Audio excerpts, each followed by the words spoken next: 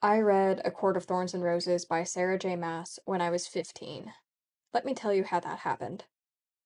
I'd been in a year-long reading slump, and in an effort to get out of it, I decided to try some new high fantasy, a genre that usually worked for me. My library card was expired, but I had a Kindle, and I browsed for some new titles there, swiping through whatever came up recommended. A Court of Thorns and Roses caught my eye because it was categorized as fantasy and it had a cover that was pretty interesting. I don't know if I even read the entire back cover summary, but I did download the free sample, which is about the first 5 pages, I think. I read those 5 pages, thought, yeah, this looks like a quick, probably pretty fun high fantasy read, and decided to get the ebook. In the years that followed my initial read of ACOTAR, as I grew up and read more and matured in my own writing quite a lot, my feelings about A Court of Thorns and Roses have undergone massive changes.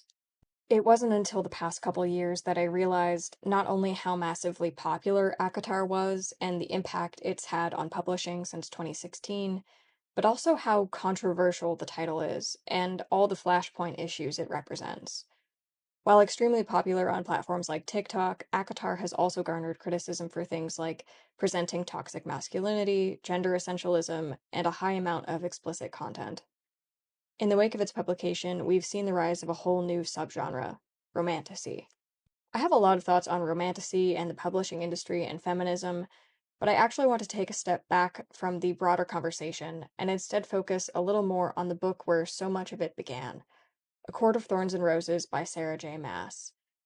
Over the years, I've thought about this story a lot, my frustrations with it, questioning if those frustrations stem purely from my subjective taste, thinking about the balance of liberation and subjugation that's encoded within the story. When I was a teenager, I remember reading parts of it and thinking, I never would have written it that way. Now, as an adult, I'm going to do something about that. I'm going to rewrite A Court of Thorns and Roses by Sarah J. Maas.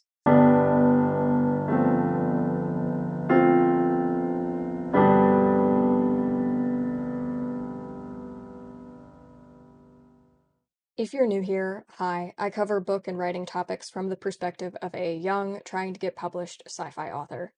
That somehow results in me rewriting a lot of different books, including The Age of Scorpius by Milo Winter and The Name of the Wind by Patrick Rothfuss. As with those rewrites, I'm going to kick things off by giving a summary of the plot of A Court of Thorns and Roses by Sarah J. Maas, as well as a short review of my thoughts on the novel, so that if you haven't read it, you can still follow along throughout the rewrite.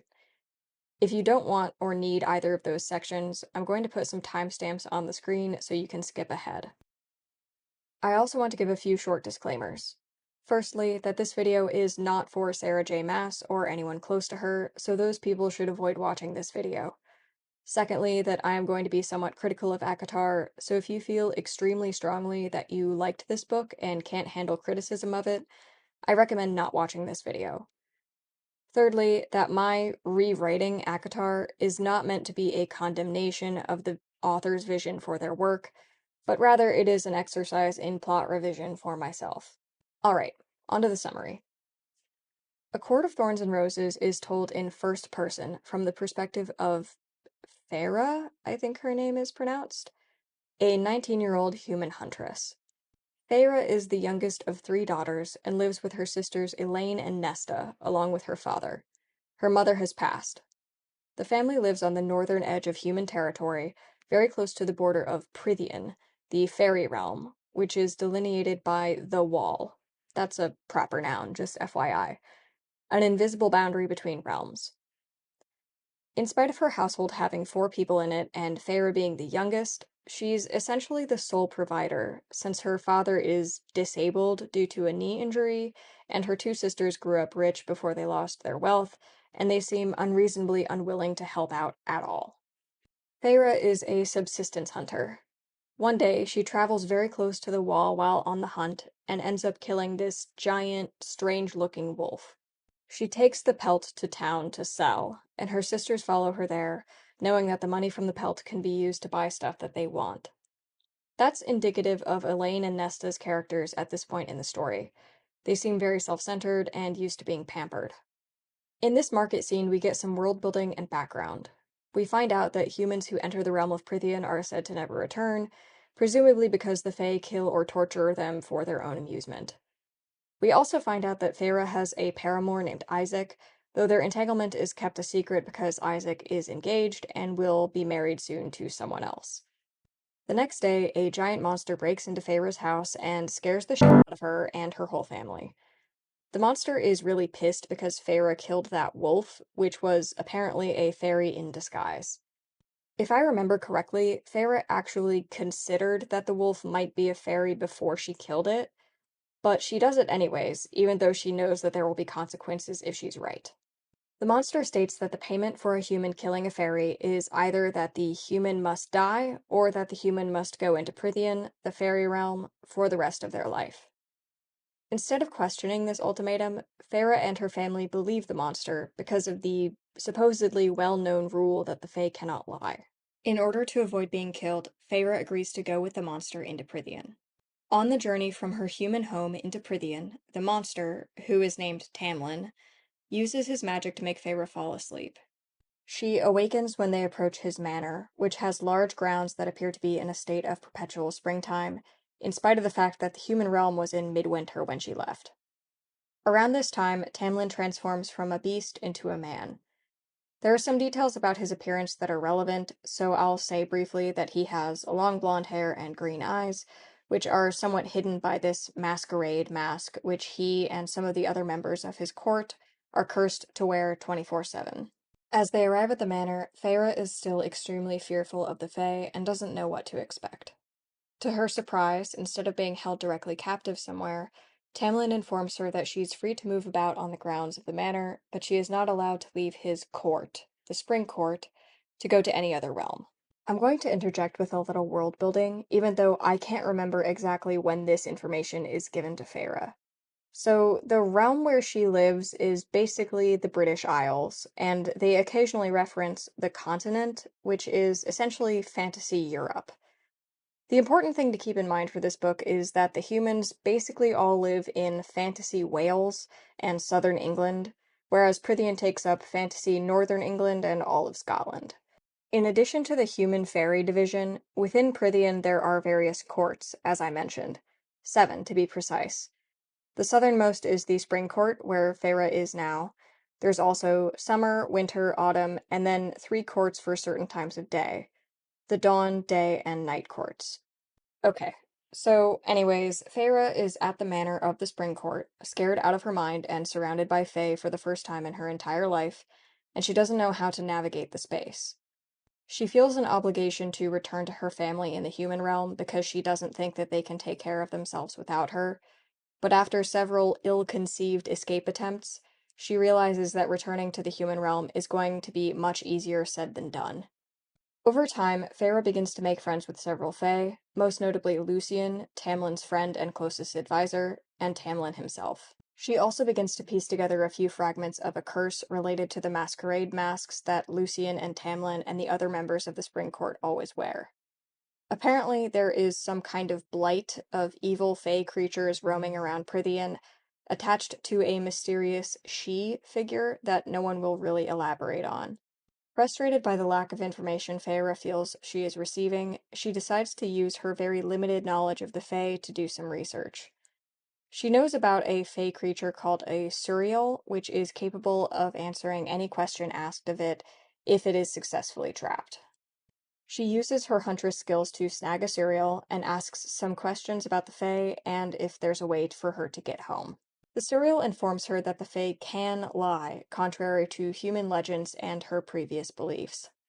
However, the Suriel also says that there's no way for Feyre to safely make it back to her home in the human lands, and in order to stay safe, she needs to stay with the High Lord. Oh, the Suriel also reveals that Tamlin is not just any noble fairy, but the High Lord of the Spring Court. So, an important noble fairy. When Feyre asks the Suriel about the Blight and the Curse, the Suriel gives us some more world-building details.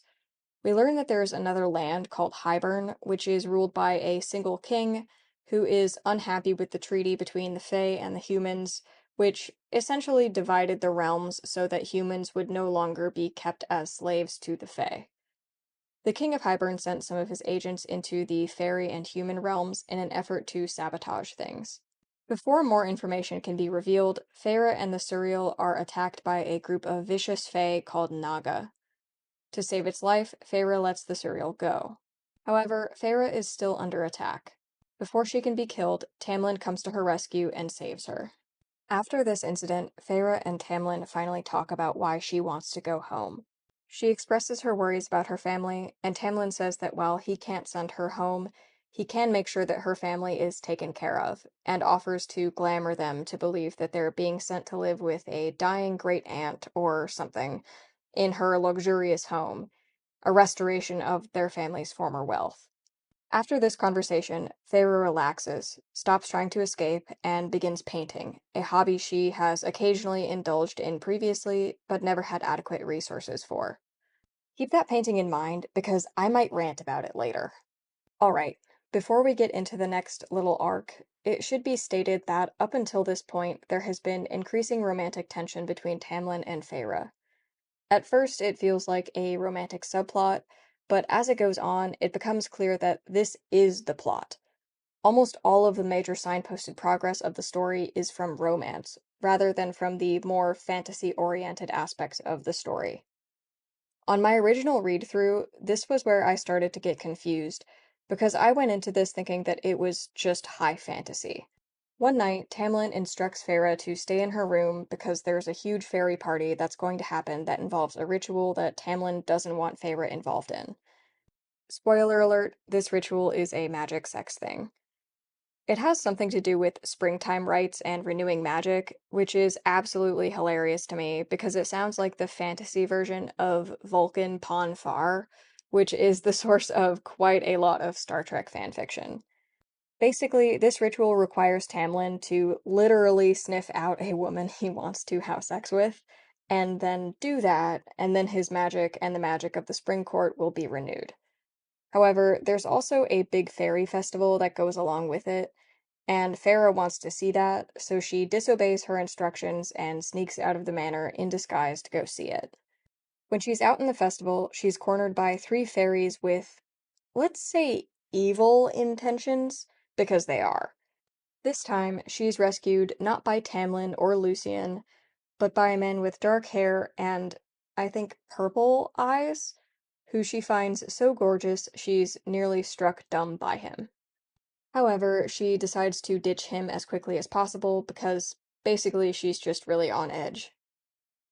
After that, Lucien spots her and quickly takes her back to the manor, where he explains all the mechanics of the ritual Tamlin is involved in, and also that Feyre was instructed to stay in the manor so Tamlin wouldn't smell her, because if he did, he'd choose her, and it's implied that the sex would be aggressive and animalistic and unsuitable.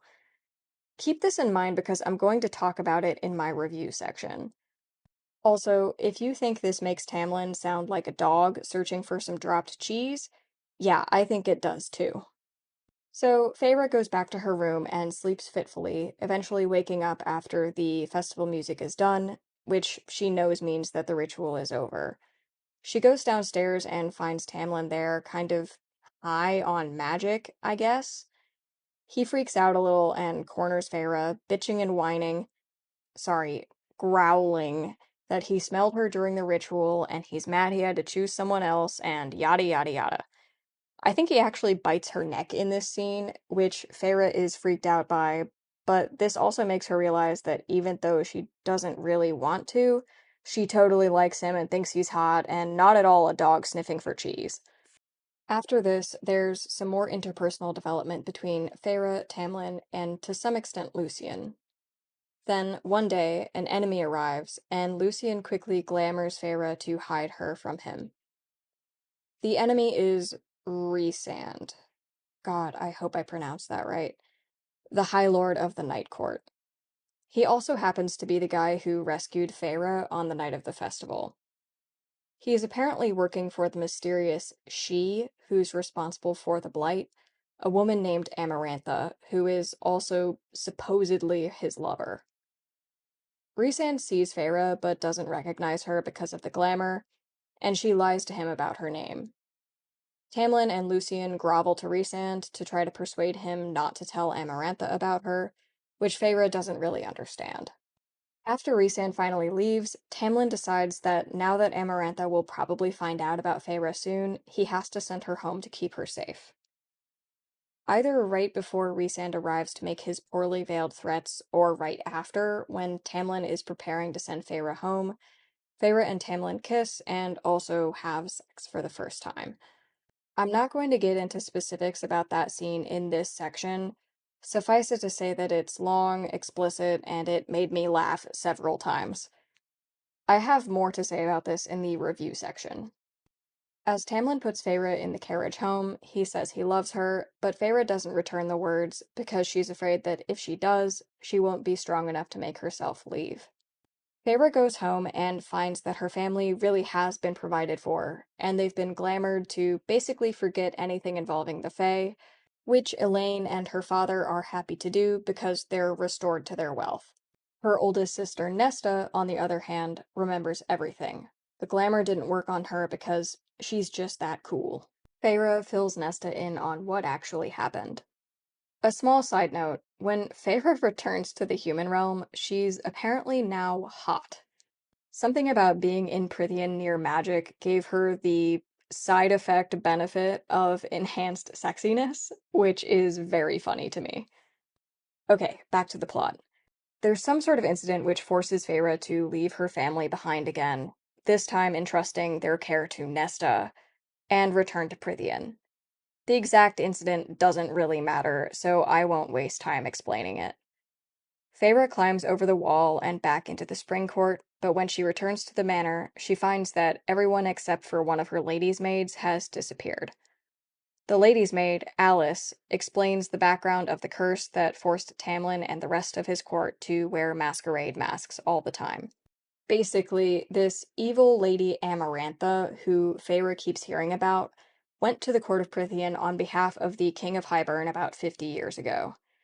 There, she charmed her way into the court and gained the trust of the High Lords. Amarantha has some serious personal issues with humans, and because of those issues, she hates all of them. She disliked the High Lords and wanted to take over Prythian because they were the ones who made the treaty with humans that prevented the Fae from capturing, tormenting, and killing them too openly. In order to get her revenge, Amarantha wanted to take over Prythian from the High Lords. She smuggled her own personal army over from Hybern, but then also tricked the High Lords into meeting her at a ball, where she slipped a potion into their drinks that stole like 90% of their magic. After that, she installed herself as the High Queen and built her court under a sacred mountain. Amarantha, for some reason, is in love with Tamlin, and he's the only High Lord that she allows some amount of freedom. Upon ascending to High Queen, she threw a masquerade ball, wherein she offered Tamlin peace and probably power if he would marry her. He refused and said he'd rather marry a human than marry her. Enraged, Amarantha cast a curse that seared the entire court's masks onto their faces. She also cast a curse that would only free the land of Prythian if Tamlin could get a human who hated fairies to fall in love with him in the next 49 years. For the past 49 years, Tamlin has been sending his soldiers over the wall disguised as animals in the hopes that they'd be killed by a human huntress, who he could then seduce or woo or whatever. Feyre was the first to actually do it, but because she failed to say she loved Tamlin back before she left Prythian, and the 49 years have just run out, Tamlin and his court are now being held hostage under the mountain by Amarantha. So, at this point, I'd expect Feyre to have some feelings about the fact that Tamlin was definitely trying to get her to fall for him due to ulterior motives, and he lied to her in order to take her away from her family and all of that stuff. I think she might even be really angry and decide to leave him to his fate. Instead, she goes to rescue him from Amarantha. When she arrives, she tries one more time to break the curse by saying she's there to rescue the man she loves, but that doesn't work. At this point, there's also some hints that Rhysand, the High Lord of the Night Court, remember him, he rescued Feyre from the evil Fae at the festival, is actually not just Amarantha's lackey, and he might be on her side after all. Amarantha offers Feyre a deal. If she either completes 3 trials or solves 1 riddle, she can break the curse. If she fails, she obviously dies. Feyre can't solve the riddle, so she agrees to the trials. Amarantha smiles nefariously, thinking of her super cool evil plan, and has Feyre beat up and thrown in a cell until her first trial. Before her trial, Lucien sneaks in to see her and heals her as best he can without it being too obvious, so that she's a little bit more prepared for her trial. Her trial ends up being fighting a giant worm. Anyways, she does that, and she wins, but the worm does bite her arm deep enough that it goes to the bone, which is 100% going to get infected in her dirty cell. She ends up back there and once again has a handout, this time from Rhysand, who makes a bargain to heal her in exchange for spending 1 week out of the month with him in his court for the rest of her life once the trials are over. He coerces her into agreeing by grabbing her injured arm and inflicting a lot of pain, and Feyre basically thinks, well, I have nothing to lose, I agree. The bargain leaves a visible black tattoo on her arm with a tattooed eye on her palm. After Rhysand heals her, the cell guards give her some mini tasks before her next trial, which are supposed to be impossible to complete and give them an excuse to torture her.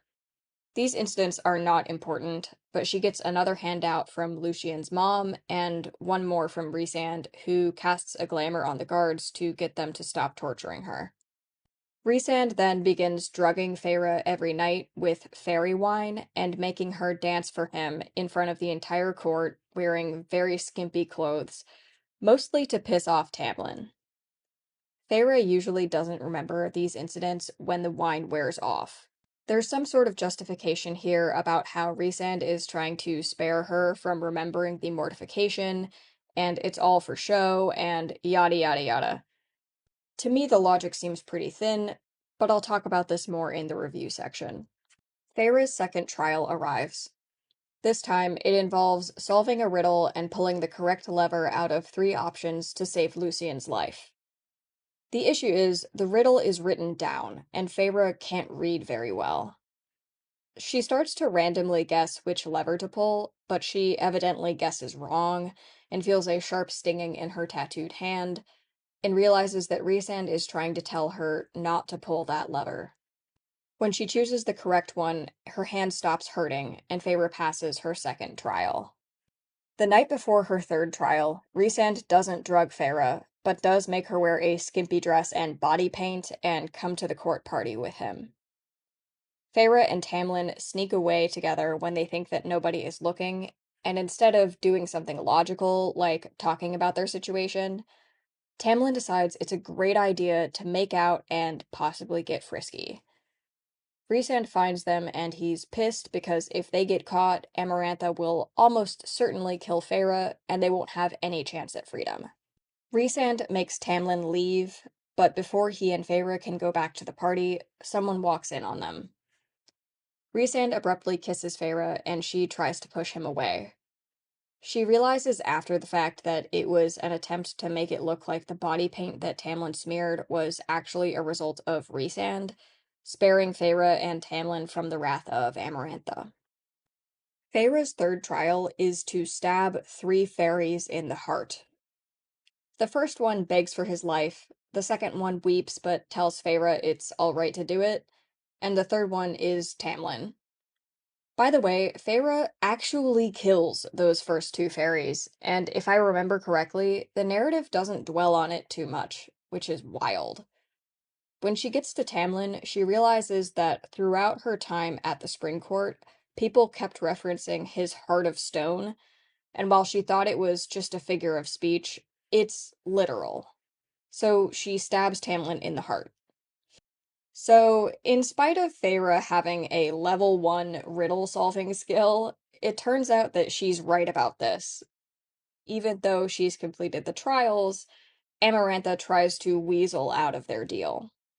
Amarantha proceeds to literally break every bone in Feyre's body.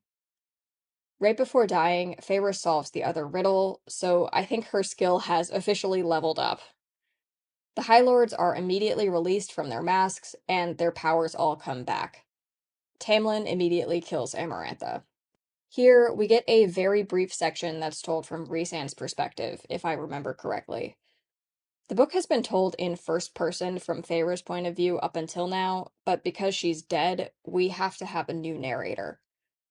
Rhysand's point of view is very brief, and in it, he convinces the High Lords to donate a kernel of their power each to Feyre to resurrect her as a High Fae, because she sacrificed herself to free them all. At the end of the book, Feyre returns to the Spring Court with Tamlin, where she is happy to be free, but also experiencing symptoms of PTSD from everything she went through. The book ends with Rhysand coming to visit her and thanking her, saying something ominous about how she'll see him soon for their 1 week per month agreement, and then abruptly disappearing. That's the end of A Court of Thorns and Roses by Sarah J. Maas. I cannot believe that I'm already over 4,000 words into this script. I have some very mixed feelings about A Court of Thorns and Roses, as does the rest of the internet. My opinion is heavily influenced by the fact that when I read it, I thought I was picking up a standard high fantasy book, and my conceptions of that genre were shaped by very different, and admittedly largely male-created, standards. At the time, I also disliked reading romance, although I did always enjoy a well-constructed romantic subplot. Before I go into specific parts of the book and the larger discourse surrounding it, I want to address something that I worry might be an elephant in the room. A Court of Thorns and Roses contains a significant amount of explicit adult content, and I read it when I was 15. To be clear, I didn't know that the novel contained that when I picked it up. I know that there are some very strong opinions on teenagers reading books that contain quote-unquote spice or sex scenes being included in YA novels, which is why I want to address this. I wasn't traumatized by unexpectedly reading explicit content in ACOTAR when I was 15. The scene mostly made me cringe because of how it was written, and like I said, I thought I was reading high fantasy, so when the explicit scene didn't fade to black, I was actually a little bit annoyed that it was wasting my time on something that was not high fantasy. I felt that way at earlier points in the novel as well, when greater weight was given to the romance than to the integrity of the fantasy plot. In hindsight, my thoughts on romantasy plot development are a little bit more nuanced, but that's where they were at 15 before romantasy became a huge sensation. As for the issue of spice or sex scenes in YA novels, I think that this discussion requires some thought. First of all, I do wish that ACOTAR had been better labeled as an adult romance fantasy book. However, at 15, I was regularly reading adult novels anyways, including some that contained explicit sex scenes, as well as some older YA novels that contained on-page sex scenes. The difference between those other books and something like ACOTAR was the way that those books depicted sex. I would argue that the adult content in ACOTAR is closer to pure erotica than it is to the explicit scenes in a book like Every Last Word by Tamara Ireland Stone, which is older YA or new adult. The sex scenes in ACOTAR are meant to appeal to the reader more than they're meant to advance the plot. They're also extremely unrealistic and portray a very specific fantasy wherein the essential components of healthy, realistic adult activities get glossed over or washed away. I completely understand not wanting to allow older teenagers to have access to that kind of content, even if they're 16, 17, 18. However, that's not the case for every sex scene. I think there's an argument to be made that a scene which advances the plot, retains a healthy level of realism, and portrays a positive consensual activity can be safely included in the new adult or crossover genre. The thing is, that's not ACOTAR, or anything like it. I'd also advocate for books disclosing the presence of explicit material so that readers know what they're getting into and can avoid anything they don't feel prepared for or comfortable with.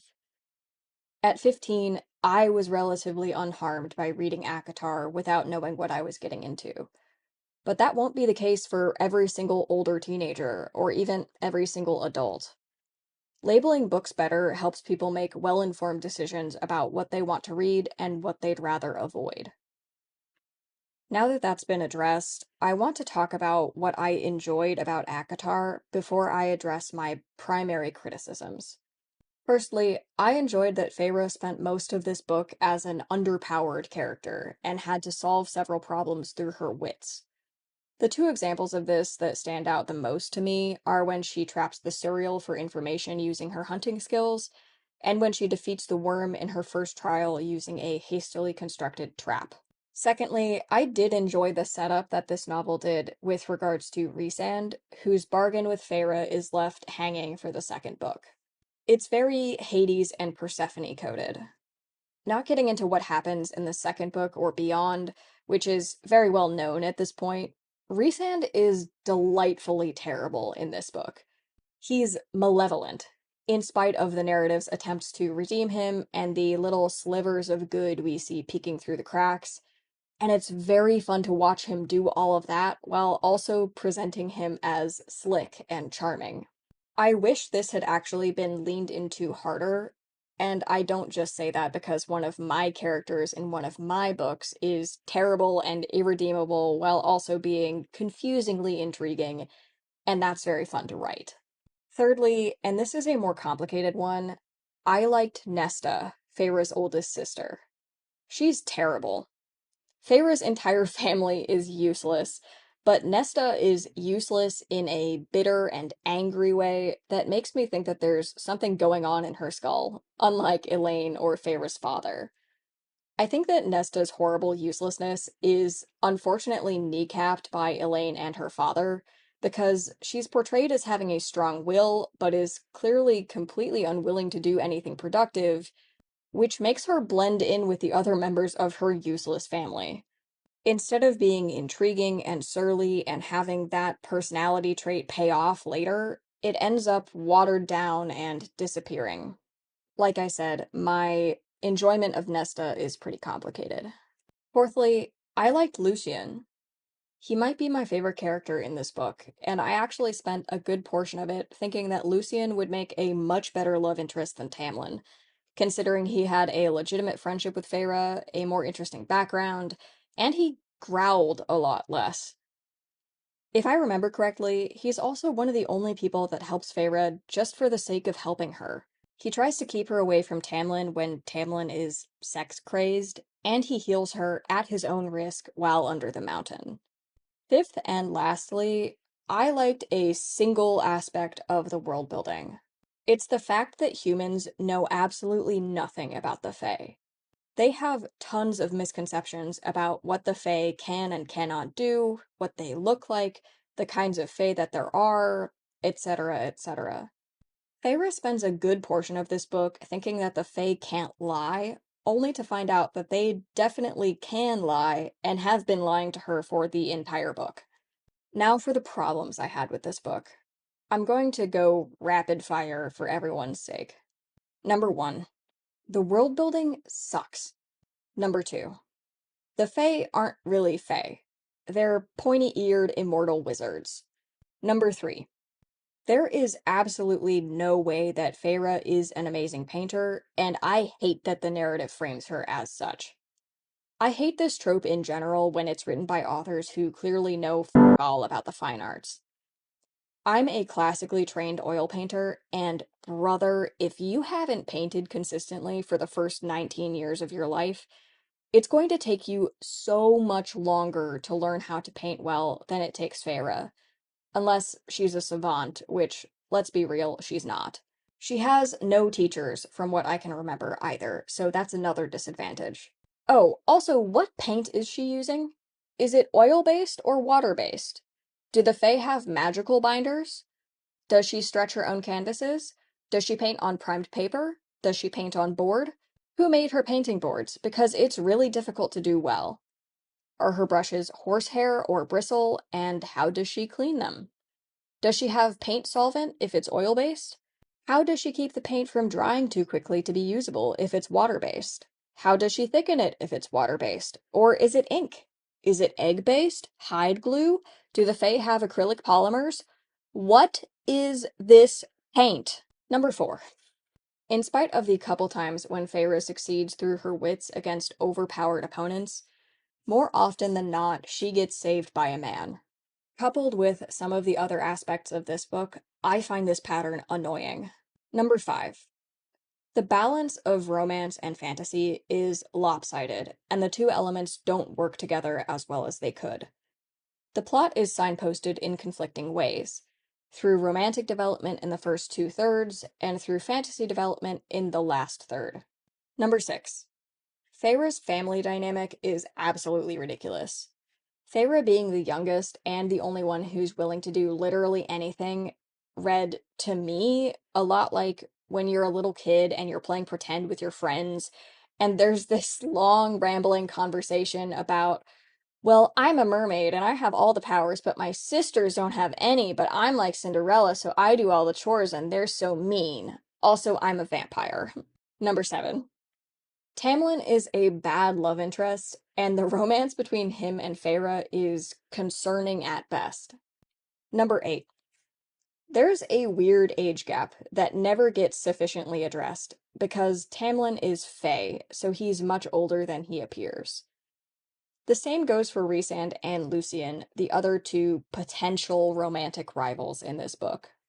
Number 9. The adult content in this book is made much more problematic when you consider the logical aspects of the situation, like the aforementioned age gap, murky consent, and the last issue I want to talk about, which is number 10. There's a massive amount of unexamined gender essentialism and patriarchy in this novel. The only issue that I'm really interested in elaborating on is number 10, unexamined gender essentialism and patriarchy. To be clear, I don't think that the act of reading A Court of Thorns and Roses is misogynistic, especially for women. For women and femme people, the act of reading what appeals to them, and in the case of this book and books like it, what they find helps them explore their sexuality, is often an act of rebellion against patriarchy. Here's an example. Say there's a woman in her early 20s who was raised in a high-control religion which emphasized purity culture. For her whole life, she's been taught to think of her sexuality as belonging to her future husband, and anything she enjoys is either secondary or not important at all. One day, she picks up a book, and in it, the main character is a young woman who goes on an adventure and also falls in love with someone, and explores her own sexuality instead of just fulfilling the desires of her partner. The woman reading that book isn't supposed to be reading it because her whole life she's been told to avoid things like that, not just by the men in her life, but also by the whole male-dominated world and the systems within it that tell her that what she likes doesn't matter. But she finds that not only does she enjoy reading it, but it also makes her think that maybe she deserves what the main character had, the opportunity to explore herself and listen to her wants and her needs, what any man has ever told her. I think that's pretty damn feminist. However, the novel itself still contains unexamined patriarchy and a whole lot of gender essentialism. What's really ironic about this criticism is that I made it about The Name of the Wind by Patrick Rothfuss in that rewriting video, and I also directly compared The Name of the Wind to A Court of Thorns and Roses as, in some ways, masculine and feminine counterparts. Let me reframe the story of ACOTAR in a slightly more detached way. A 19-year-old girl whose family is barely clinging to survival through her hunting alone is threatened by an older and much more powerful man of a species that her society regards as not only extremely powerful and dangerous, but also semi-godlike. She's given an ultimatum to either die by his hand or abandon her family and go live with him for the rest of her life. She's imprisoned in a realm that he rules, given very little information about the specifics of her situation, and is at a chronic disadvantage due to her humanity. At various points throughout the story, it is implied that not only does he want to have sex with her, but also that that sex is going to be animalistic and unenjoyable for her. He also corners her and bites her throat out of quote-unquote lust, while talking about how much he wants to have sex with her because he can smell her, which, by the way, is not something she's doing to him. It's something that he's experiencing and has a responsibility to deal with on his own in hopefully a more responsible manner than this. Eventually, she kisses and then sleeps with him in spite of all of that, after which she returns home to the human realm. After a brief stay, she goes back to his realm to rescue him, and discovers that his entire motivation for threatening her and taking her back to his realm was in order to seduce her and make her fall in love with him for his own ends, which he never told her. In spite of that arguable betrayal, she goes to rescue him, and is put at the mercy of a different man, who physically hurts her and coerces her into agreeing to come see him for 1 week out of every month for the rest of her life, in exchange for life-saving assistance. That man also drugs and kisses her without her consent. Eventually, after a lot of torture and extremely traumatizing trials, this random 19-year-old girl is forced to commit double homicide in order to save a group of much older and more powerful men. Her reward is returning to a life with the man who kidnapped her, with a break once a month to spend a week with the man who repeatedly drugged her and kissed her without her consent. I think the problems with the plot are now fairly obvious.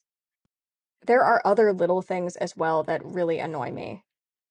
The whole fated mates trope is a little weird to me, but I can excuse it. However, I really dislike the use of the term male instead of man and female instead of woman.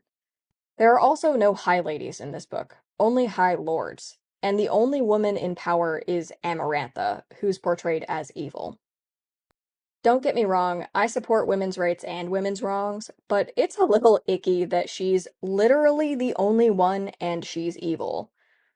There are also a bunch of assumptions about heteronormativity that are made. Sorry, I haven't thought this section out, but it just occurred to me that part of the curse that Amarantha put on Tamlin was that he had to basically seduce a human who hated fairies, like get them to fall in love with him. And a problem that Tamlin faced over and over and over again was that it was never a woman who killed the fae that he sent over the wall as sacrifices. It was always other men, basically. And I think that that's problematic on two levels. First of all, why are none of the other hunters women? Like, why? It doesn't make any sense, to me at least. This is a fantasy society, and we can choose to have a equitable gender balance in it. Second of all, why couldn't Tamlin seduce a man? Like that, as far as I remember, that would have been permitted by the curse. It was not prohibited. And if this is really necessary for Tamlin to save his entire country, essentially, then why wouldn't he just fake it till he made it with a male? Like, I feel like that's also an option. Anyways, a note about the men in this book. All of them that are portrayed as attractive love interests are physically huge. Like, just ridiculously massive in every way. It's so dumb. Maybe it's a little silly to take issue with this, but it feels weirdly almost like it's meant to infantilize Feyre, because by comparison, she's small and physically weak, and also she can't seem to succeed through sheer wits like some other underpowered characters, which forces her to rely on a lot of powerful, manipulative men for help. There are also a lot of attempts made by the narrative to justify the terrible actions of two masculine characters, an effort which isn't extended for many feminine characters. Maybe Nesta a little bit, but not in the same way that the narrative tries to excuse Tamlin, and then eventually Rhysand. It's really bizarre. It's like they can't do anything that's plainly bad. At least, not until book 2, in which the narrative starts to switch up on Tamlin. This is really odd to me, because one of the core components of a lot of great fantasy is morally complex characters, who do bad things that can't or won't be narratively or situationally justified. Having the narrative slowly absolve these characters of their misdeeds, instead of allowing them to stand as part of them, is, in fact, eliminating opportunities for them to be held truly accountable. This absolution is something that's done for masculine characters a lot more than it's done for feminine characters. These characters don't get the chance to grow and aren't allowed to be morally complex because of their past or present actions. Instead, those actions are retroactively explained away or forgiven with relative ease. I think this is done in service to the romance, but I think in the end it actually cheapens that romance. It hollows out the difficult parts, where the characters must struggle with parts of themselves that have to change. Last but certainly not least, I do think that there are aspects of the explicit content of this novel that are patriarchal. What is consistently presented as sexy in this book is an aggressive and often domineering man who's physically larger and stronger, and also much, much older than the main character. He has a lot more experience in life and sex than the main character. Once again, I'm going to reiterate here that I actually don't think it's inherently misogynistic for femme readers to consume or even enjoy this kind of fantasy. It clearly works for a lot of people, even if it doesn't work for me and ends up just making me laugh. But I do think it's worth keeping in mind that what people find sexy isn't determined in a vacuum. It's socially influenced. What does it say about our society that not only is this what so many people find hot, but this is also what gets published? Patriarchy is what it says. Not about individual readers, but about the world at large. And the thing is, this book is part of a feedback loop. It reflects what a lot of people find hot, and then by portraying that fantasy, it reinforces that that fantasy is sexy to the rest of the world, which then continues to find it hot, which creates demand for more stories like this. One more note on the sex scenes in this book. There is one particular description of a piece of anatomy that has always cracked me up. If you haven't read this book, I have to share. It's the phrase velvet wrapped steel. What in the Wattpad did I just read? It's like the funniest thing in the universe. Oh, this is already like 7,500 words long. How long is this in runtime? I guess you know. God, I'm sorry. I have to move on from the review now and finally rewrite this thing. For this rewrite, I'm going to diverge slightly from the way that I normally do things. Typically, I try to retain as many of the core elements of the story as I can while still making it workable in my reimagining. This time, I'm going to take a different approach. I'm going to begin by reframing this story by its actual events, instead of by how the narrative kind of frames those events. This is sort of what I did at the end of my review section. That means that my rewrite is going to read as radically different than the original A Court of Thorns and Roses, even though the actual events of the plot will be similar in many regards. After this, I'm going to jump right in, but I want to say up front that, like in my video where I rewrote The Age of Scorpius by Milo Winter, I'm going to have to change the genre of this story. It won't be quite as dramatic, it'll still have fantasy and romance elements, but I think this story is much better suited to a couple elements of science fiction and a touch of, I'll call it cosmic horror. Not like gory horror, more like being terrified at the scale of the universe. Okay, here we go. We open on Feyre in the far north. She returns from an expedition all the way up to the pole, hauling a massive piece of Arctic game behind her across the blinding snow. She removes her snow goggles and throws open the doors to the temple of the dawn god, Tamlin. Within the temple, she finds her older sister, Elaine, who's one of the priests of Tamlin, leading a service to a full congregation. Sitting in the pews, staring back at Feyre with embarrassment, is her eldest sister, Nesta, and her father.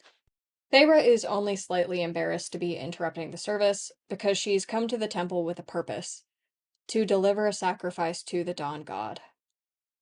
In spite of her poor timing, Feyre is a hunter of Tamlin, tasked with finding and slaying Arctic game for the Dawn God, and has an important role in this service.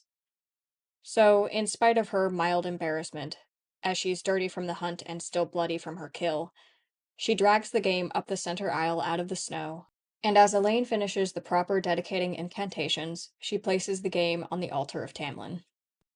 Feyre and all the priests stand back from the altar, and heavenly light beams down through the skylight far above them. The entire congregation, leadership included, avert their eyes as Tamlin takes their sacrifice. Instead of watching, they pray in earnest fervor. When the light abates, and they look back at the altar, the game is gone, along with any trace of blood left from the carcass. Pause here. A little bit of world building. Feyre's world is dominated by a religious system with 6 major deities and an enormous pantheon of minor deities. The major deities correspond to specific kinds of light or times of day: dawn, mid-morning, high noon, late afternoon, evening, and dusk. In her part of the world, so close to the North Pole, the favored god is Tamlin, because the dawn represents the return of light, warmth, and hope. While there are gods for every kind of daytime, there are no gods for pure night. Feyre's position is typically lifelong and celibate, spent hunting game to sacrifice to their patron god. There are only a handful of hunters and priests at this temple, though in different parts of the world where the population is more dense, there are more of each position, and different gods have different requirements for priests and hunters. All the members of the divine orders of Tamlin are women. Okay, world building break over. Elaine wraps up the service, and the congregation begins to disperse, back out into the Arctic darkness of autumn. Feyre joins the rest of the priestesses, though she's the only one of the 3 huntresses of Tamlin who's returned so far. The rest are out hunting for the next service. Her other family members, her father and sister Nesta, linger after the rest of the congregation has left, and Feyre goes to speak with them. Nesta criticizes Feyre for embarrassing her during the service, and Feyre, in return, criticizes Nesta for undervaluing the service as a whole. Nesta is the only one of the sisters who did not go into the divine orders, and she seems to hold some level of disdain for religiosity as a whole that Feyre does not understand or agree with. Feyre and Elaine were both very dedicated to their faith from a young age, and while Elaine is a calmer personality and doesn't speak too harshly against Nesta for her doubt, Feyre is more outspoken and will argue the point if challenged. Feyre's father steps in to diffuse the argument between his daughters, and while the underlying issues are unresolved, Nesta and her father leave for home under relatively, if not good, then at least normal circumstances. Feyre and Elaine return to their respective living spaces within the temple monastery, where priests and hunters live. We follow Feyre throughout the meager hours of daylight that her village community gets in the autumn, which she uses to bathe following her hunt, eat, and then go into the village commons on behalf of the priests to ask for alms. As Feyre walks through the village, we see that it's been a particularly cold, hard year so far, and her community is beginning to struggle with lack of food.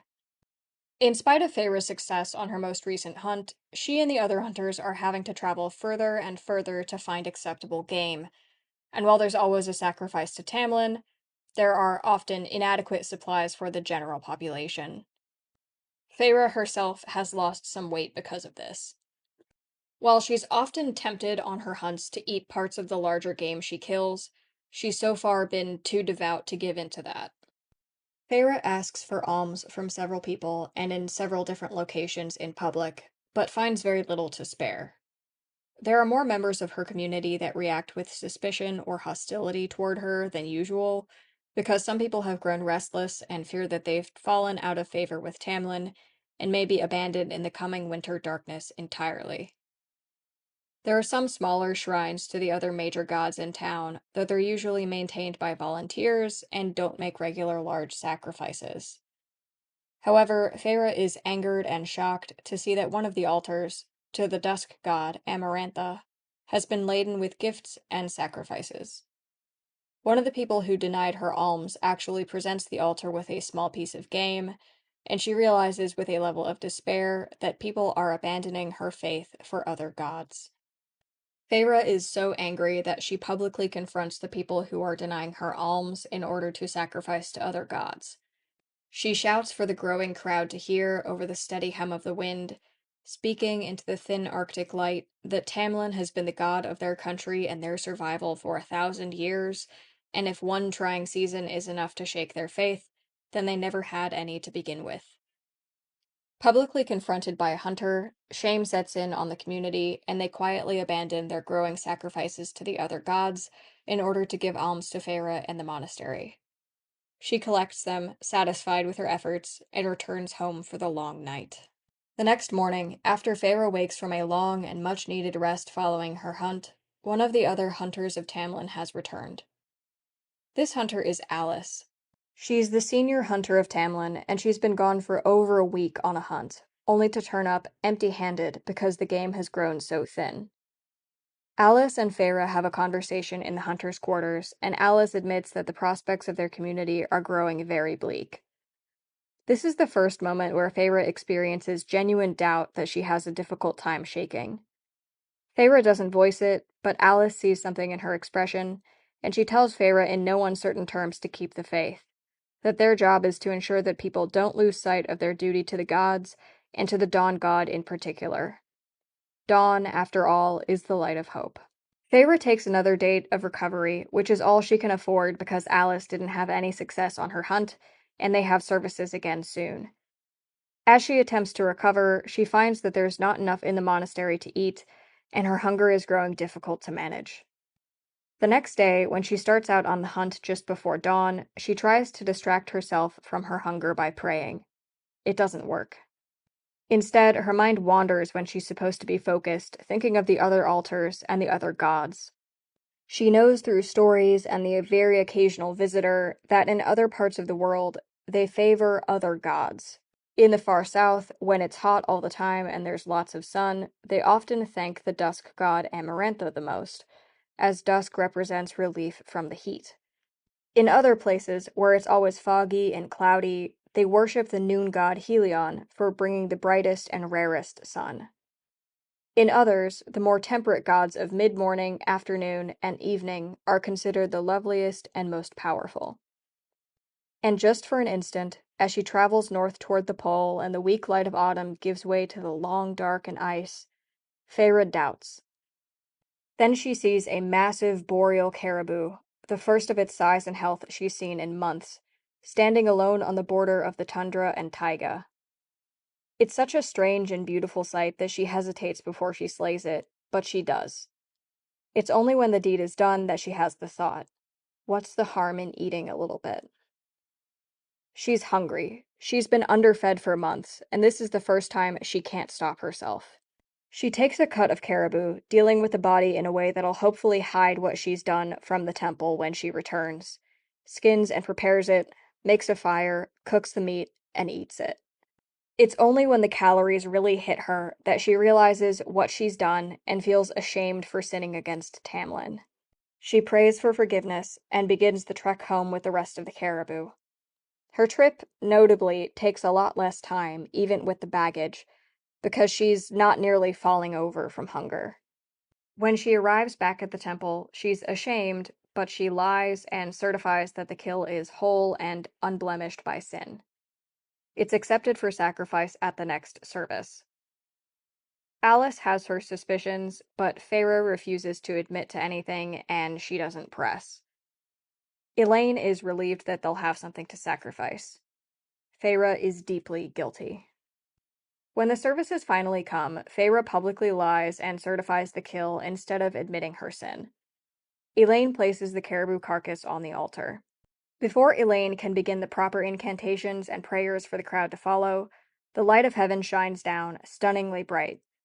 With it, Feyre sees the outline of a man, glowing extremely brightly just before she averts her eyes.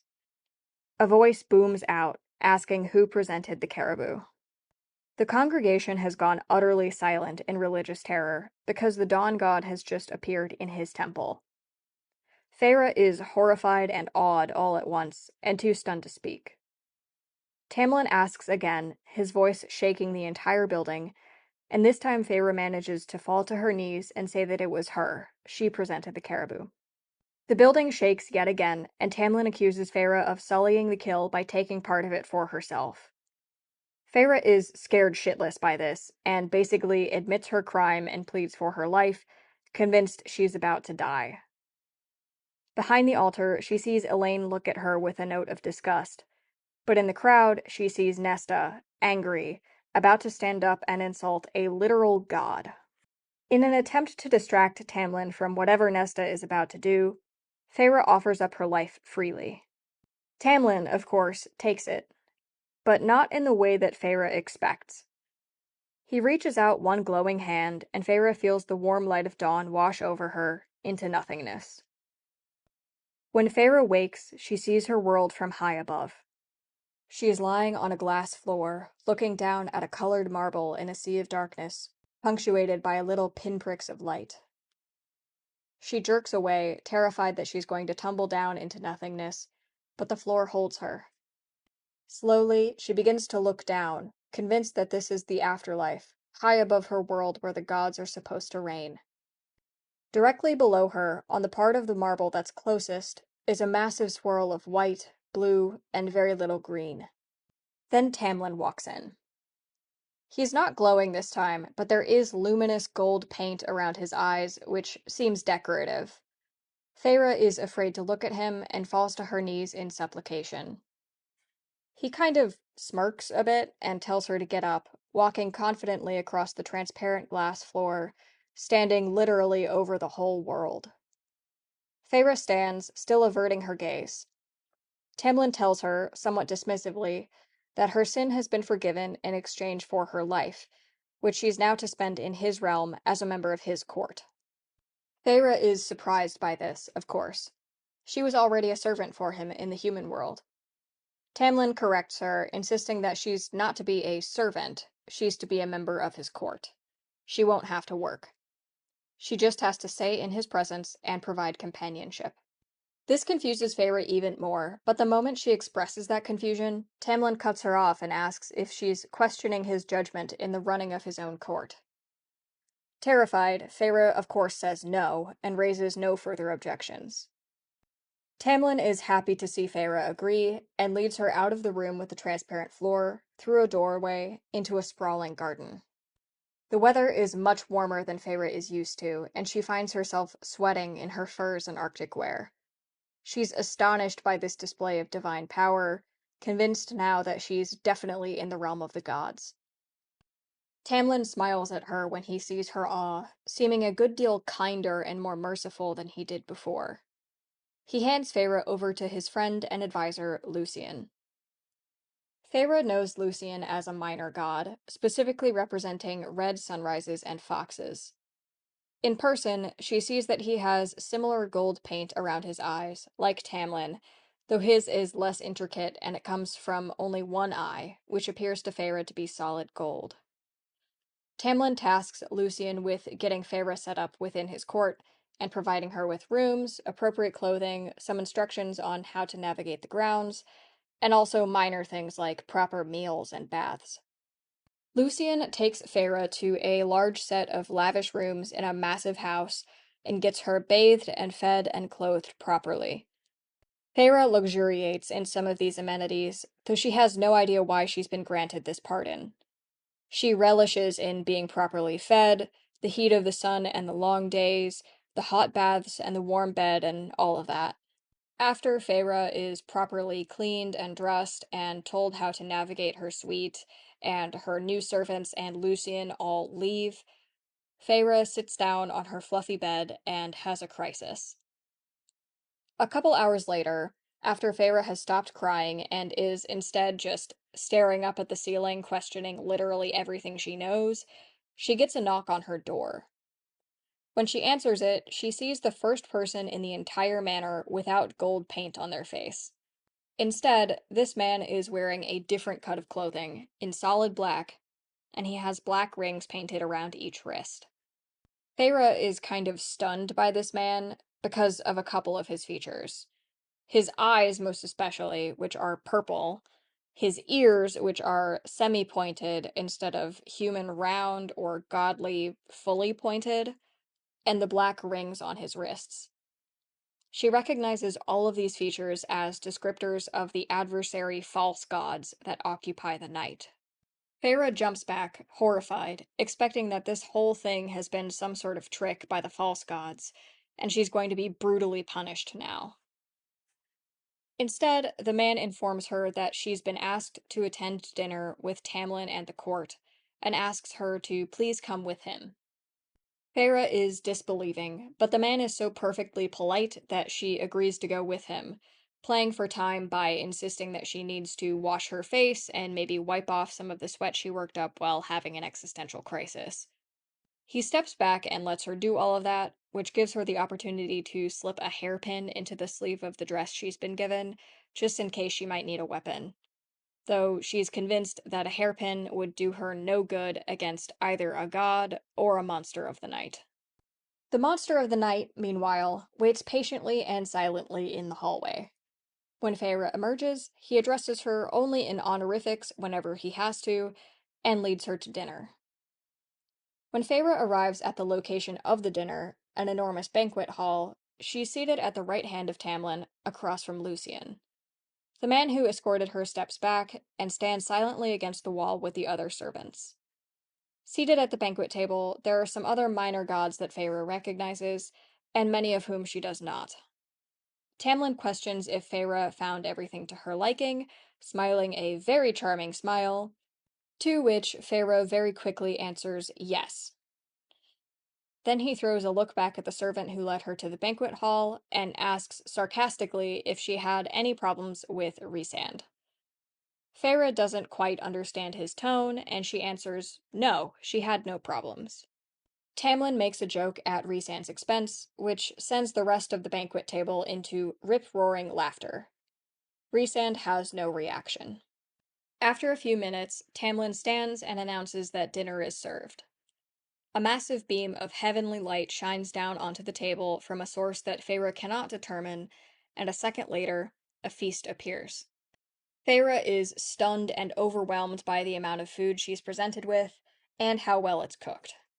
In spite of eating earlier, she's still incredibly undernourished from a hard year, and when she's given permission, she eats without restraint, thanking Tamlin for his generosity all the while. The feast continues, and Tamlin is charming.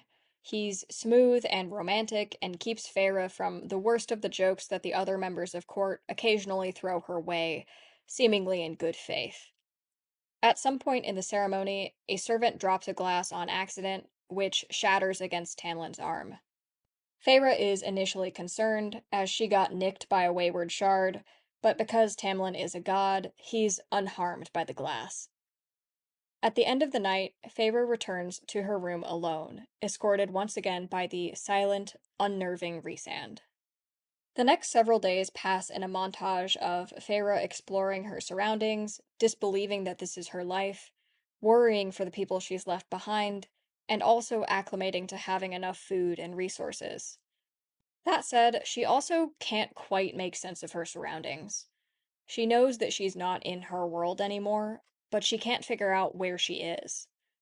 Remember, Feyre is a hunter, so she's attuned to things like tracking the movements of the sun, directional weather fronts, the changing of the seasons, but the grounds of the manor are perfectly manicured, the days are almost perfectly balanced with the nights, and the sun doesn't move in the correct way. The light itself seems different somehow, but she can't put her finger on it. The color, maybe, or even the size of the sun. Things around the manor are also strange to her, which she attributes to magic. The faucet turns on whenever she waves her hand over a black panel instead of turning a tap. Her room has a voice that speaks to her to help her, though she can't find the source of the voice or figure out how it knows things. The air inside the manor always seems a little bit cooler and drier than the air outside the manor, though not cold like she's used to. Items like clothing, water, and food seem to be produced from thin air.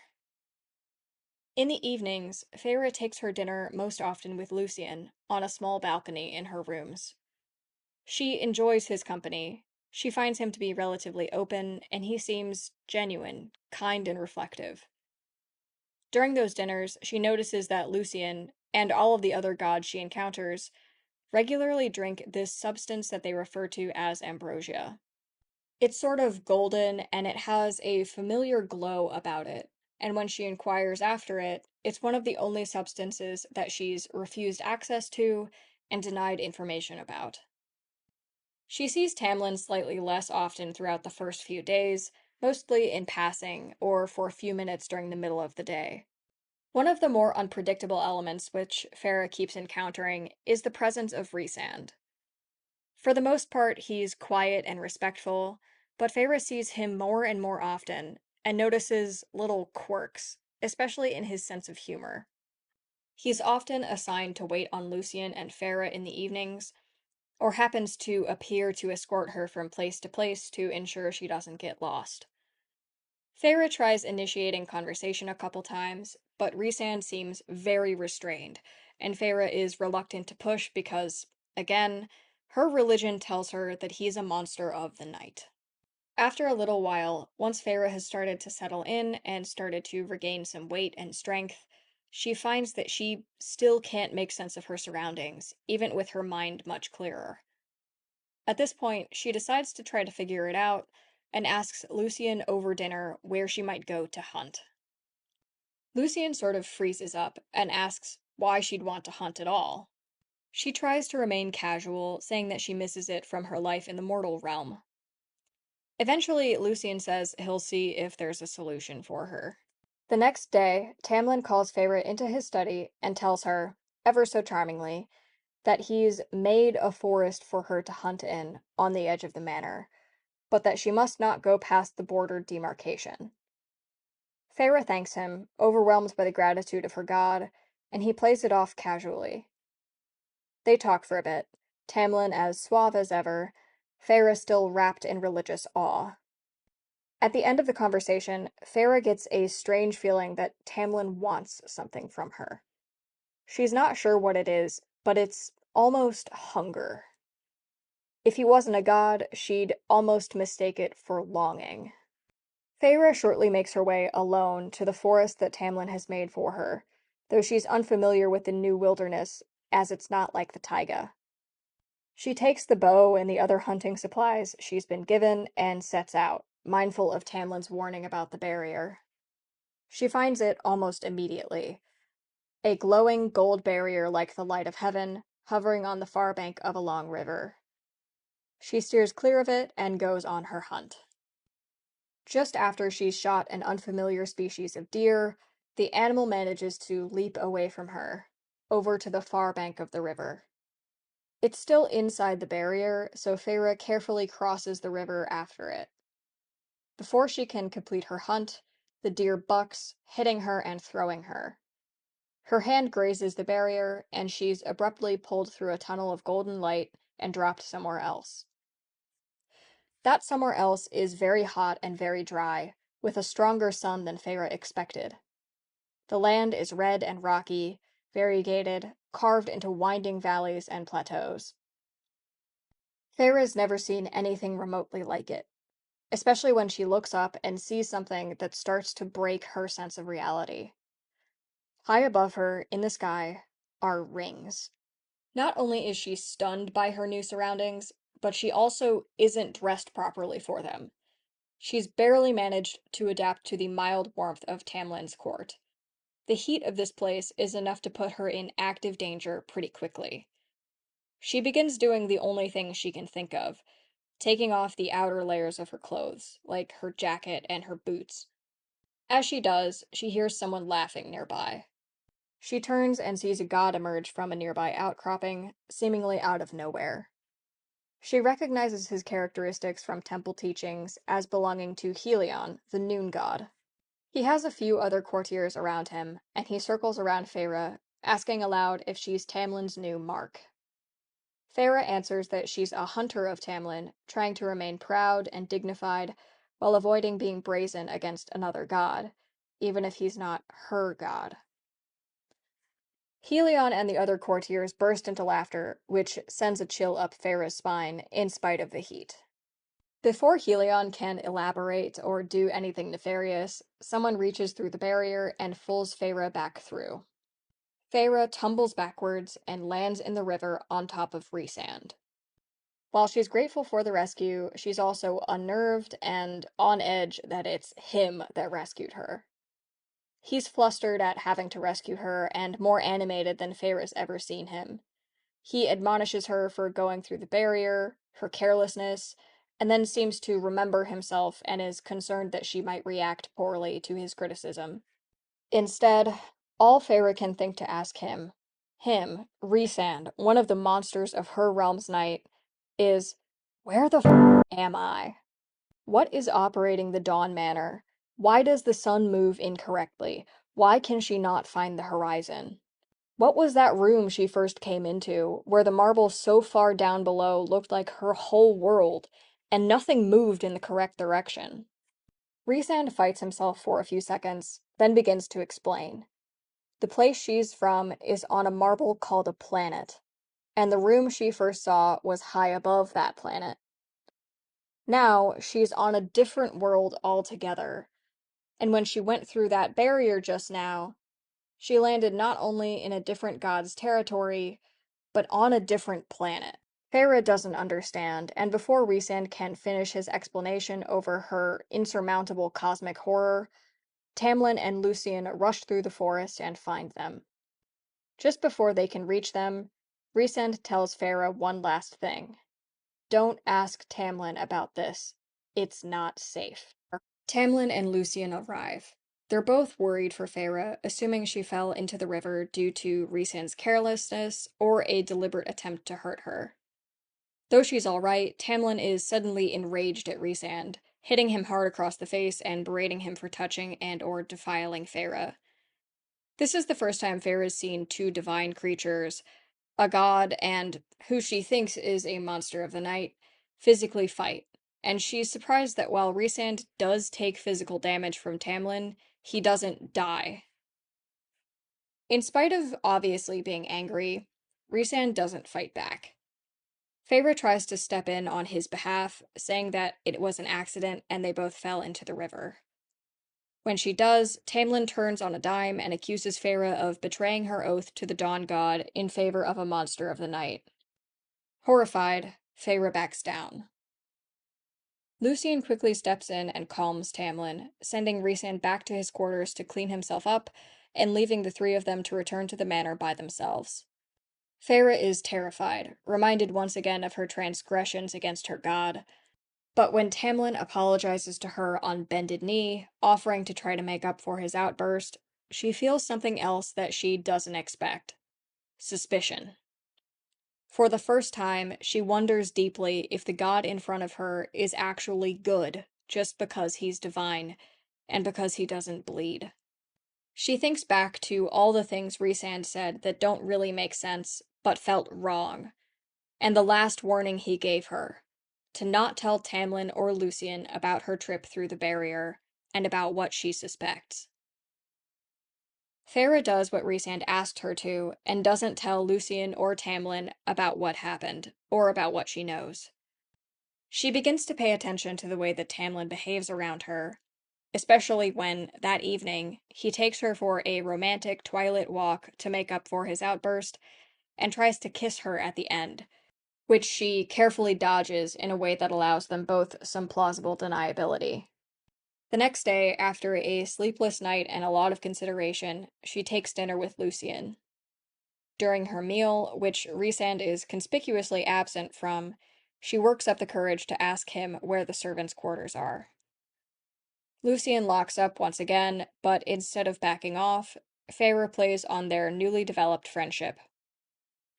This time, Lucian gives in a bit, giving her a roundabout hint as to how to find the servants' quarters instead of directly telling her. Feyre catches the hint, but gives no indication, as she's beginning to suspect that the disembodied voice in her room that manages things and helps her out is actually listening to everything she says all the time. That night, Feyre very carefully sneaks out of her room, telling the voice that manages her space that she's going for a walk to cure her insomnia. Instead, she uses her skills as a hunter to sneak around the outside of the manor unseen and enter the servants' quarters through a door that Lucian hinted that she should use. When she gets in, she quickly finds Rhysand alone in his room. He's still bruised from being hit by Tamlin and his face is cut, but he expresses more worry for Feyre's presence than for his own injuries. He tells her that she shouldn't be there, but Feyre has spent enough time being kept in the dark and she's sick of it. She tells him that she wants to know everything he can tell her, and offers to properly dress the wound on his face, as he's been denied magical care as part of his punishment. Rhysand agrees with some reluctance. He and Feyre sit across from each other in his quarters as she cleans and bandages the cut, and he tells her everything he can. He explains the nature of the planets, the fact that Tamlin and the other gods are from a different world with a different kind of people, and that their magic is actually something that they get through a combination of technology and biology.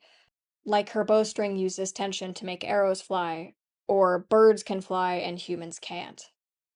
He tells her that the transparent floor she woke up on was the viewport of an immense ship floating high above her planet, and every time she passes through a barrier of light, she's being disassembled and reassembled in a different place, on a different planet. He explains to her that he is different from Tamlin and Lucian, but also not like Feyre. He's half mortal and half divine, a combination with unexpected biological outcomes that has resulted in his social estrangement from both sides. Finally, he makes 3 outrageous claims. First, that sacrifices that mortals make to their gods are transported through the light of heaven to provide for all of their courtly resources, especially their feasts. Second, that the ambrosia of the gods is actually an extract produced from mortal prayer, which extends their lifespans and grants them immense strength. Third, that the gods are not the divine creators of Feyre's world, but rather another mortal species just like hers, but with different physiology and much more advanced technology, using the guise of godhood to more easily strip mine her planet. Feyre listens, but upon this last claim, she gives into her own learned habits and stands abruptly, outraged and in denial, accusing Rhysand of being a monster of the night trying to lead her away from the light of the gods. Before she can leave, though, Rhysand stands as well, and this time challenges her, instead of deferring to her as he does in his servant role. He points out the wound on his face and asks if a demigod would bleed like he has bled. Feyre denies his point, saying that he bled because Tamlin, a god, was the one who hit him. Then Rhysand does the unthinkable. He hands Feyre a pocket knife, holds out his arm, and tells her to cut him. If she's a mere mortal and he's a demigod, then she shouldn't be able to harm him. Feyre stares down at the knife and hesitates, and Rhysand starts to smile because he knows that she believes him. Then Feyre takes the knife and actually cuts him, and he bleeds. Appalled at what she's done and what it means, she drops the knife and starts crying, tripping over herself to apologize, shaken to her core. Rhysand reassures her, trying to bandage the cut himself, but Feyre gathers herself enough to help him. This is the first scene where there's a significant amount of romantic potential between Rhysand and Feyre. It's not quite tension yet, but there's a closeness to the moment, an honesty that Feyre notices, even though she's not sure what to make of it. It's profoundly different than the tension in the moments she shared with Tamlin, including the time he tried to kiss her.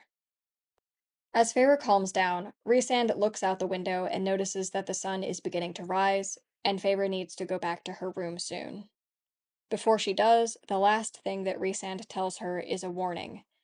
He suspects that Tamlin has an ulterior motive for bringing Feyre to his court beyond penance for her theft or even any romantic interest.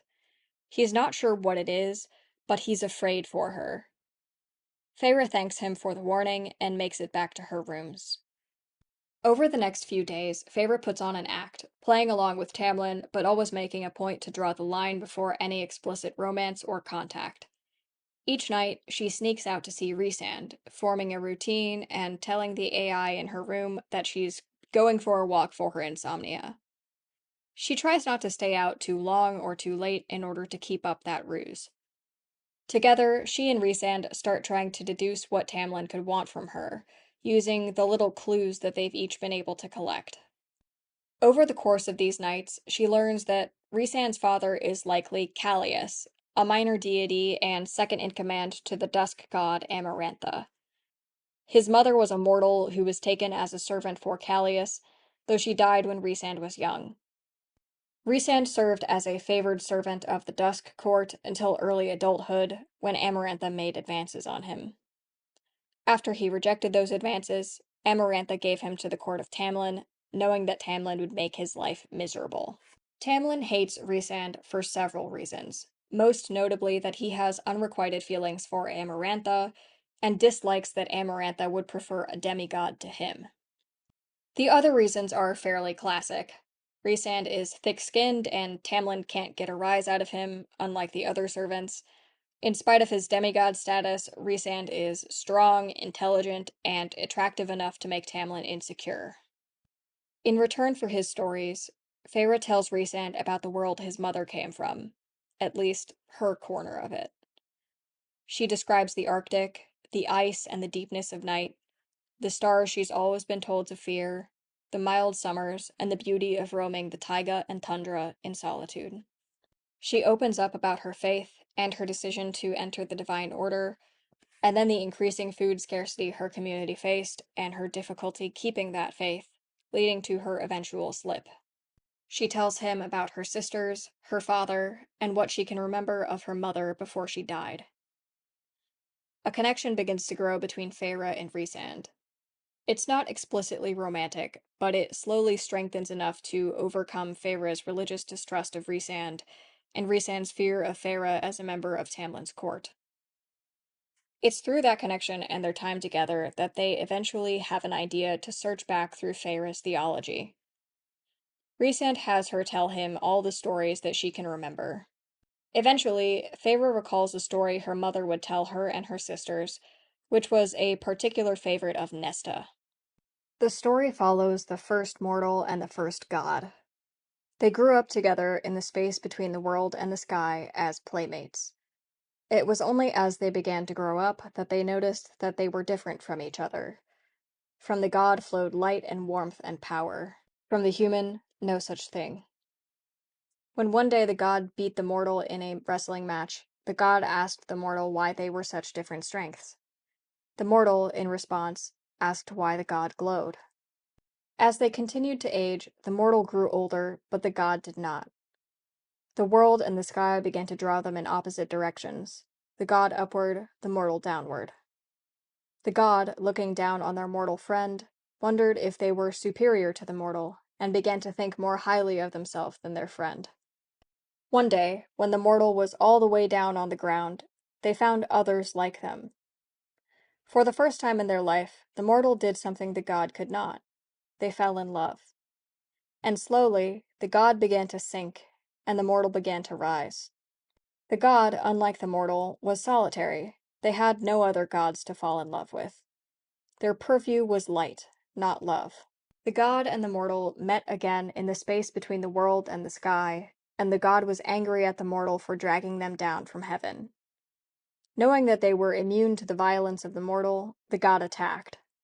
But unlike when they were children, the mortal did not hold the god highest in their heart and mind, because they had another mortal love. So when the god attacked, the mortal defended, and with a single blow, found that the god could bleed. The god, struck by the mortal, shattered into 6 aspects: dawn, morning, noon, afternoon, evening, and dusk. The blow, however, had taken half the god's life, and now for half the time, the sky was dark. Horrified by what they had done, the mortal fell back to the ground, and watched as night washed over the world. The moral of the story, Feyre's mother would always say, was that in return for the light of the gods, it was the duty of mortals to deliver them love above all else. Together, Feyre and Rhysand theorize that if the ambrosia of the so-called gods is a distilled form of mortal prayer, then direct access to mortal love might have an even stronger effect on the gods.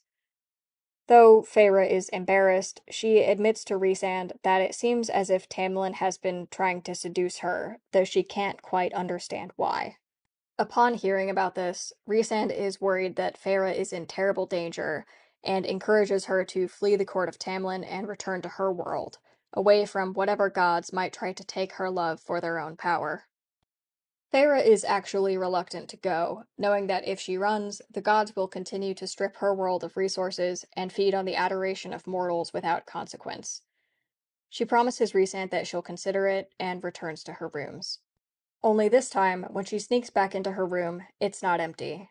Tamlin is there, waiting for her, and he's angry. He can smell Rhysand's soap on her and quickly puts together where she's been, though he incorrectly assumes that she's having a romantic affair with him. Tamlin shouts at Feyre, physically intimidating her, which terrifies her. She tries lying to diffuse his anger, but it doesn't work, and he continues to grow angrier and angrier. He hits her once, knocking her to the ground, and stands over her menacingly. But before he can do anything else, Feyre hears Rhysand behind him. Tamlin turns, and Rhysand hits him in the face. For the first time, Feyre sees her god bleed. Rhysand and Tamlin fight for a few seconds, Feyre still injured and too dizzy to get to her feet and help Rhysand. It's not going well for Tamlin, but he has help in the form of Lucien, who hears the commotion, runs in, and pulls Rhysand off of Tamlin. Feyre begs Lucien, who she believes she has a real friendship with, to help her and to leave Rhysand alone, and for a second, Lucien hesitates. Then Tamlin lies, saying that Rhysand was the one to hit Feyre, not him, and orders Lucien to lock Rhysand away for execution. Lucien hesitates, Feyre still begging him to listen to her, and for a second it seems like Lucien believes her. But regardless of who he trusts, he follows Tamlin's orders. Tamlin allows the medical AI to heal him, but refuses Feyre treatment, leaving her injured and placing her under house arrest for an indeterminate length of time for uncertain purposes. It's here that Tamlin underestimates Feyre. She's incredibly physically resilient from her years spent hunting, and better nourished than she's ever been. She recovers on her own much faster than Tamlin anticipates, and uses her time while injured to start thinking through a plan to rescue Rhysand and escape together down to her world, where she intends to do everything she can to help her people stop worshipping these so-called gods in order to cut off their power supply. When Tamlin comes back into her room a few days later, she feigns being incapacitated and lies still. He stands next to her bed and does a little villain monologue. He apologizes for thinking that Feyre, a mere mortal, would be intelligent enough to understand the logic of loving him, that he wanted more and genuinely cared for her, that Rhysand is a monster of the night and a great trickster, convincing Feyre of things that are not true. Feyre lays there, pretending that she might believe him. She convinces him for a second that she has been swayed and believes him yet again, and uses that moment when he lets his guard down to take her hairpin, the pin she was convinced would do absolutely nothing against Rhysand, and slash him across the face with it. Tamlin bleeds, but he does not die. He's injured enough that Feyre can make an escape attempt, and she flees her room, out onto the grounds of the manor, toward the door she remembered coming in through the first time. On her way, she runs across Lucien, and once again begs him to listen to her. This time, guilty over what he did before, Lucien chooses Feyre. He hands her a hunting bow and a quiver, takes her hand, and tells her he'll take her home. She stops him and insists that they take Rhysand as well, and though he's reluctant, he concedes. They run through a barrier that Feyre's never been past before, and are transported to the surface of a dark, rocky world with no sun and frigid temperatures. Feyre asks where they are, and Lucien answers that they're on a prison world, where political dissenters against the major powers, her gods, are kept. He leads her forward, out of the cold and into the only building in sight, a prison complex. When they enter, Lucien quickly finds Rhysand, and they manage to free him, though he's badly hurt. Lucian tells them both to go back through the barrier to Tamlin's court, then back through the barrier to the room with the transparent floor. In there, they'll find the final barrier that can take them down to Feyre's world. Lucian will stay behind because Tamlin can't know about his involvement in setting them free, and they'll have a much better chance at making it if Lucian plays interference.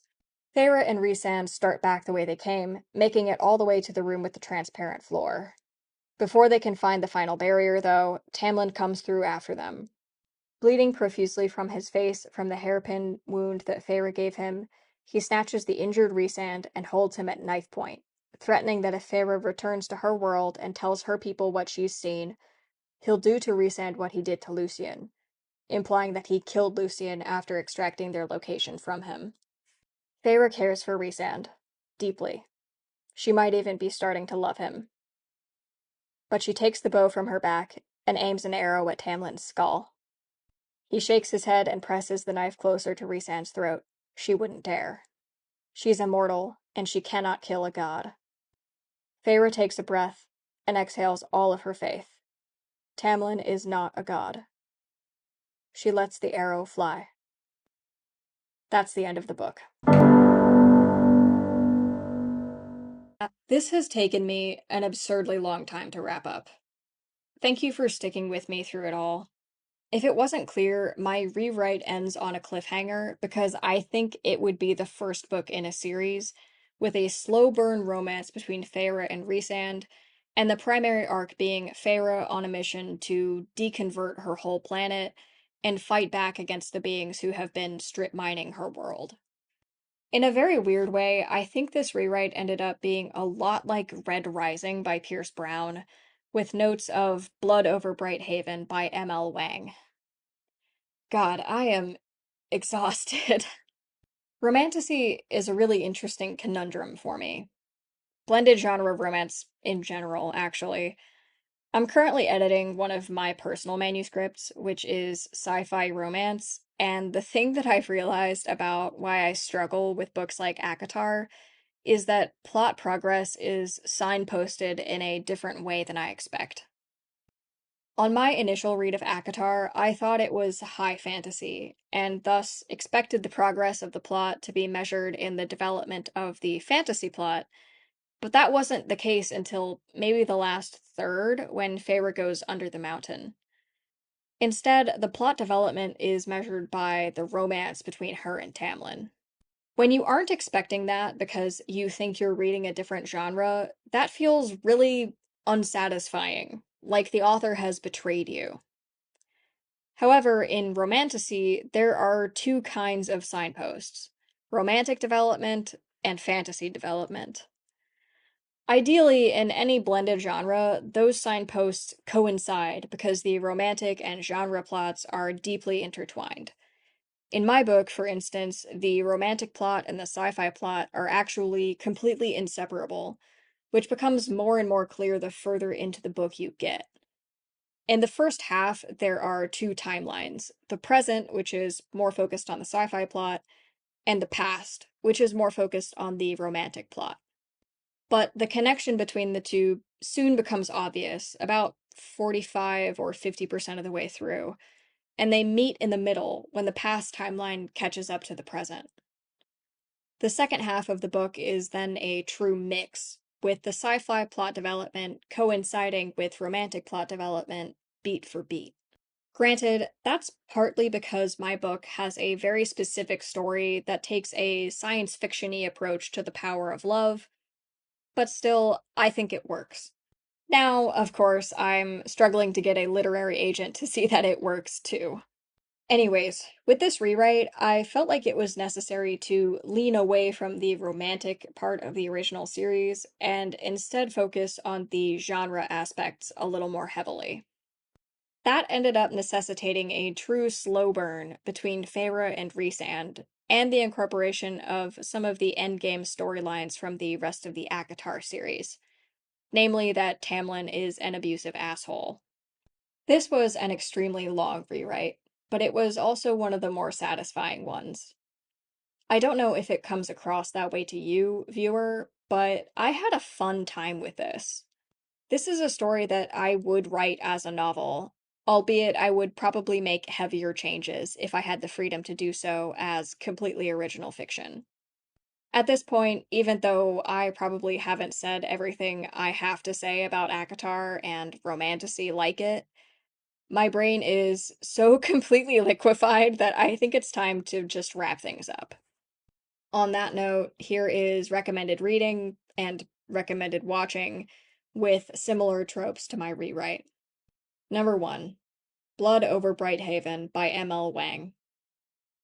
Number 2, Red Rising by Pierce Brown. Number 3, Star Trek The Next Generation, Season 4, Episode 13, Devil's Due. Number 4, Star Trek The Next Generation, Season 3, Episode 4, Who Watches the Watchers. Number 5, Star Trek Deep Space Nine, Season 4, Episode 17, Accession. Number 6, as insane and bad as it is, Star Trek V, The Final Frontier. Number 7, finally, Star Trek The Original Series, Season 3, Episode 10, Plato's Stepchildren. Thank you to anyone who got this far. If you did, you should know that my script is now 38 pages and just shy of 16,000 words long. And if you listened to all of it, you definitely like the sound of my voice enough to subscribe. I have no idea what my next video is going to be, but it'll probably be another rewriting video. These are fun, even if they have a lot more work attached to them. Alright, thanks again. I'm gonna go take a nap. Peace.